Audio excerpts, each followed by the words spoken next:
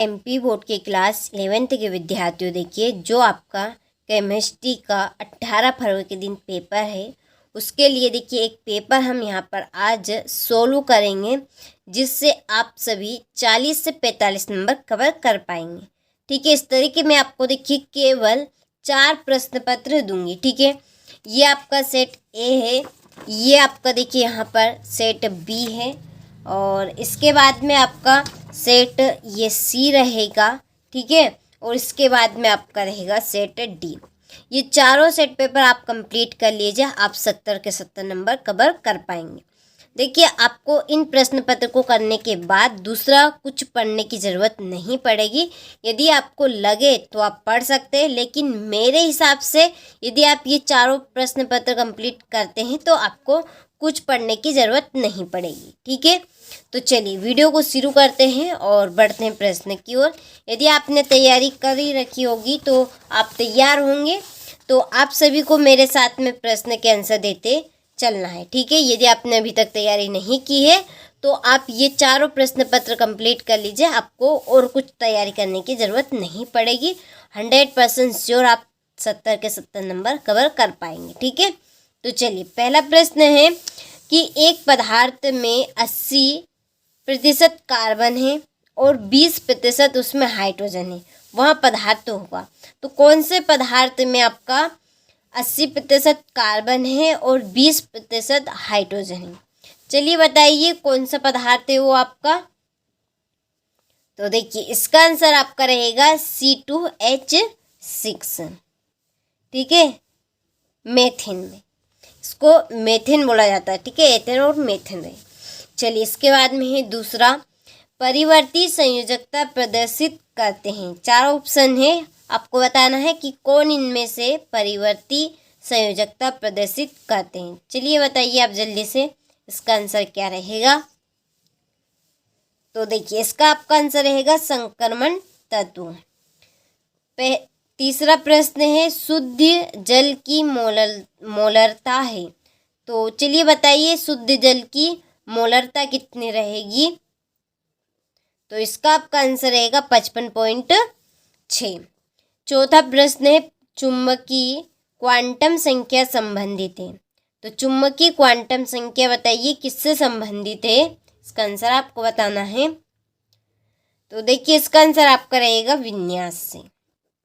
ठीक है, पांचवा है, ये आपका सिग्मा बंध है और ये आपका पाई बंध है। ठीक है, सिग्मा बंध एवं पाई बंध से कैसा होता है, जो सिग्मा बंध है वो पाई बंध से कैसा होता है, प्रबल रहता है, कमजोर रहता है, बराबर रहता है कि कोई ही नहीं। चलिए बताइए आप जल्दी से, आपने यदि इस चैप्टर को पढ़ा होगा तो आपको पता होगा कि जो सिग्मा बंध है वो पाई बंध से कैसा रहता है, प्रबल रहता है। ठीक है, क्या रहेगा, प्रबल रहेगा। चलिए छठा है, आयनन विभव न्यूनतम है। तो इसका आपका आंसर रहेगा अक्रिय गैस। ठीक है, यदि आपको किसी प्रश्न का आंसर आता है तो आपको साथ में देते चलना है, जिससे क्या होगा कि आप में कॉन्फिडेंस बढ़ेगा। ठीक है, और आपको याद भी रहेगा। ठीक है, तो यहाँ से देखिए ये इंग्लिश मीडियम वालों के लिए है। तो पहले का आंसर आपका सी रहेगा और दूसरे का आंसर भी आपका सी रहेगा। ठीक है, चलिए इसके बाद में तीसरे का आपका आंसर सी रहेगा, चौथे का आपका आंसर रहेगा सी इसका भी, और पांचवे का आंसर ए रहेगा और छठे का आंसर सी रहेगा। चलिए आगे बढ़ते हैं। देखिए उत्कृष्ट धातु की इलेक्ट्रॉन बंधुता डेडेडेस होती है। चलिए बताइए आप जल्दी से इसका आंसर, कि उत्कृष्ट धातु की इलेक्ट्रॉन बंधुता डेडेडेस होती है। आपने पढ़ा होगा तो पता होगा, अब हम आपको फेक तो बताएंगे नहीं, आपने पढ़ा वही यहाँ पर आ रहा है और आपको देखकर यहाँ पे लग रहा होगा कि आपके ये ऐसे वैसे प्रश्न नहीं है, इम्पोर्टेंट ही प्रश्न है, और 85% आपके इम्पोर्टेंट प्रश्न में से ही प्रश्न बनते हैं। ठीक है, ये 100% श्योर है। चलिए तो इसका आंसर आपका रहेगा शून्य। क्या रहेगा इसमें, आपका शून्य आएगा। दूसरा है, तत्वों के गुणों की क्रम से पुनः आवृत्ति को तत्वों की डेडेडेस कहते हैं। क्या कहते हैं, आवर्तिता कहते हैं। इसका आंसर आपका रहेगा आवर्तिता। ठीक है, चलिए,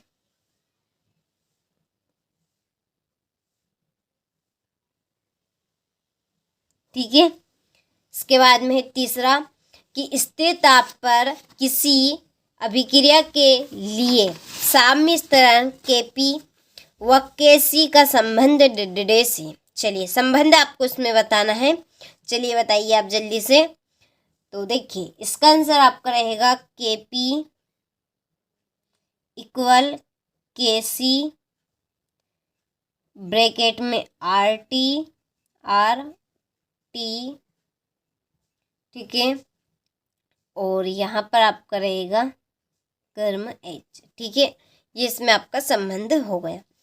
चौथा है किसी तत्व के समस्थानिकों में डेडेस की संख्या असमान होती है। तो किस में रहेगी असमान? जल्दी से बताइए। तो इसका आंसर न्यूट्रॉनों में। किसमें? न्यूट्रॉनों में। चलिए, फिर है पांचवा, जल के अणु में H कोण डेडेस होता है। इसका आंसर आपका रहेगा 105 डिग्री सेल्सियस। छठा है PP पार्श्वी अतिव्यापन से डेडेस बंध बनता है। कौन सा बंध बनता है? तो इसका आंसर रहेगा आपका पाई बंध। क्या रहेगा इसमें? पाई बंध, ठीक है। इसको आप हिंदी में भी लिख सकते हैं ये इस तरह से, ठीक है। चलिए, तो स्क्रीनशॉट आप ले लीजिए। ये हमारे यहाँ पर रिक्त स्थान हो चुके हैं, ठीक है। ये इंग्लिश मीडियम वालों के लिए हैं, तो आप भी स्क्रीनशॉट यहाँ से ले लीजिए, ठीक है।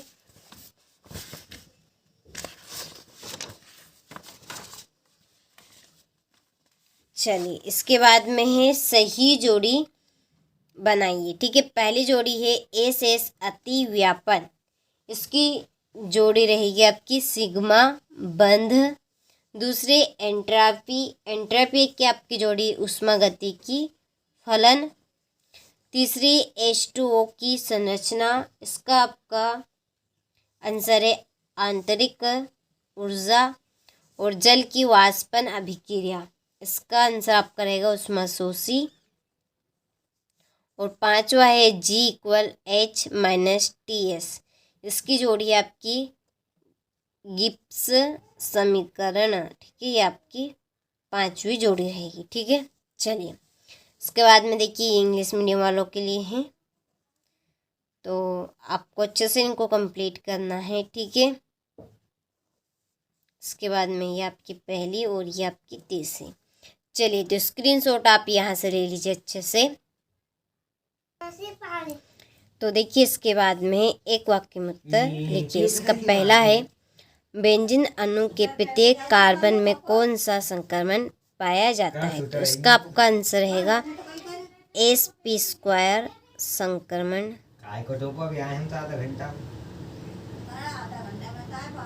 ठीक है।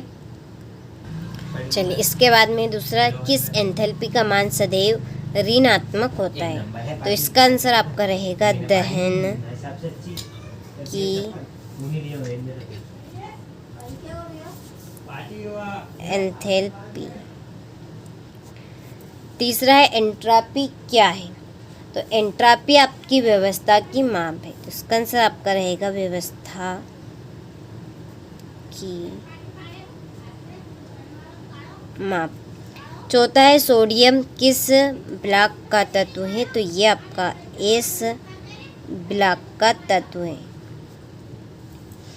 पांचवा है एथिलीन डाइब्रोमाइड को जिंक चूर्ण के साथ गर्म करने पर क्या बनता है? तो इसका आपका आंसर रहेगा एथिलीन।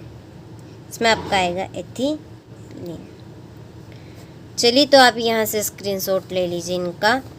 यहाँ से आप इंग्लिश मीडियम वाले ले लीजिए, ठीक है। आपको अच्छे से इनको कंप्लीट करना है, क्योंकि 100% श्योर आने के पूरे प्रश्न के चांस आपके हैं।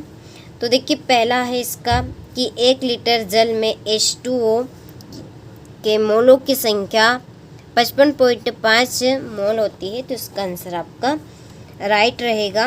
दूसरा है कैथोड किरणें धनावेशित कणों का प्रहार करती है तो ये आपका असत्य है। तीसरा, धातुओं की संयोजकता कोष में केवल 1, 2 या 3 इलेक्ट्रॉन होते हैं तो ये आपका सत्य है। चौथा है AgCl यानी कि सिल्वर क्लोराइड यौगिक सोडियम क्लोराइड से अधिक आयनिक है तो ये आपका असत्य है। पांचवा है KMnO4 में Mn की ऑक्सीकरण संख्या +7 होती है तो ये आपका सत्य है। और छठा है एंट्रॉपी एक ऊष्मागतिकी फलन है तो ये आपका सत्य रहेगा। ठीक है, चलिए तो स्क्रीनशॉट आप यहाँ से ले लीजिए अच्छे से। इसके बाद में ये इंग्लिश मीडियम वालों के लिए है। चलिए मैं आपके यहाँ पे टिक मार के कर देती हूँ ट्रू और फॉल्स है, तो आपको इनको अच्छे से कंप्लीट करना है। ठीक है, ये आपका सत्य है और ये भी आपका राइट है। ठीक है, चलिए इसके बाद में देखिए जो क्वेश्चन नंबर 6 से क्वेश्चन नंबर 23 तक के जो प्रश्न हैं इनकी हमने PDF आपके लिए तैयार कर ली है। उसके लिए हमने आपको डिस्क्रिप्शन में नंबर दिए है, आप उन नंबर से कॉल कर लीजिए। आपको कैसे कहाँ पर PDF मिलेगी वो सारी पूरी जानकारी आपको मिल जाएगी। तो देखिए छठा प्रश्न, द्रव्यमान संरक्षण का नियम क्या है, इस नियम की आधुनिक स्थिति क्या है। सातवां, किसी विलयन की मोललता को परिभाषित कीजिए। और आठवां प्रश्न, एनोड किरणें कैसे उत्पन्न होती है उसके गुण आपको लिखने। ठीक है, चलिए इसके बाद में है आपका 9वां प्रश्न, उत्कृष्ट गैसों की इलेक्ट्रॉन बंधुता शून्य होती है क्यों। 10वां, सिग्मा बंध और पाई बंध में अंतर आपको बताना है। लुईस अम्ल और लुईस क्षार से आप क्या समझते हैं, उदाहरण सहित आपको इसको स्पष्ट करना है। और ये आपका 12वां प्रश्न है, एल्किन किस प्रकार की समावयवता दर्शाते हैं, उदाहरण सहित स्पष्ट आपको यहाँ पे करना है। ठीक है, चलिए इसके बाद में है 13वां प्रश्न, क्रोमेटोग्राफी किसे कहते हैं। ये आपका 14वां प्रश्न है। ये आपका यहाँ से देखिए 15वां प्रश्न, 16वां और इसके बाद में ये आपका 17वां प्रश्न है। और ये आपका 18वां प्रश्न है, पाउली का अपवर्जन नियम उदाहरण सहित आपको बताना है, इसकी उपयोगिता आपको लिखना है। 19वां प्रश्न, हुड के अधिकतम बहुलता के नियम आपको उदाहरण सहित समझाने हैं। और ये आपका 20वां प्रश्न है, हेस का नियम क्या है, उदाहरण देकर समझाइए कि यह किस प्रकार से ऊष्मागतिकी के प्रथम नियम का पालन करता है। ठीक है, तो टोटल क्वेश्चन नंबर 6 से लगाकर 20 तक के प्रश्न की हमने PDF तैयार कर ली है।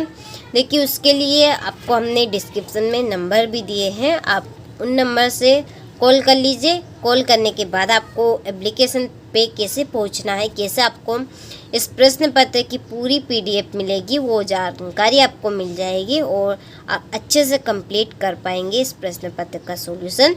तो चलिए मिलते हैं आपसे अगले वीडियो में।